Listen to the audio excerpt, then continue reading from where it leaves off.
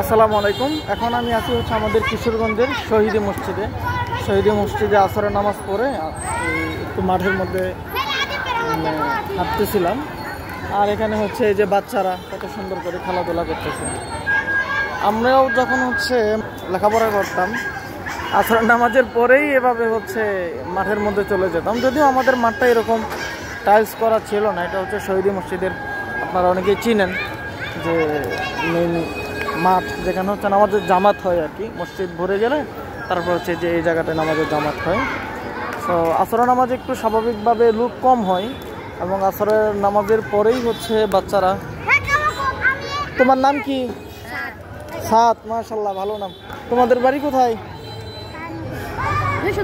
যশোদল। কি পড়ো? কয় পারা হয়েছে? মাশাআল্লাহ। শুরুর দিকে না শেষ দিকে? শেষ দিকে। খেলাধুলা করতেছো তোমরা? আচ্ছা, এই যে বাচ্চারা হচ্ছে এখানে খেলাধুলা করতেছে। হ্যাঁ, ফেসবুকে দিলে তুমি খুশি? তোমার নাম কি? কাউসার। বাড়ি কোথায়? বিন্নাটি। কয় পারা হয়েছে? 27 পারা হয়ে গেছে। মাশাআল্লাহ মাশাআল্লাহ, ভালো। কি পিচ্ছি একটা বাচ্চা, 27 পারা হয়ে গেছে। হ্যাঁ, মাশাআল্লাহ।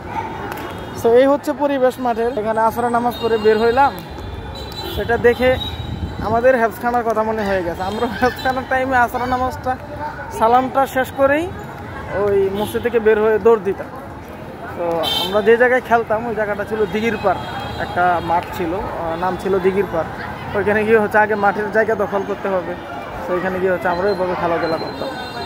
তো দেখে ওদের খেলার দৃশ্যটা দেখে আমাদের কথাটা মনে হয়ে গেছে, যার জন্য একটু ভিডিও করে রাখলাম।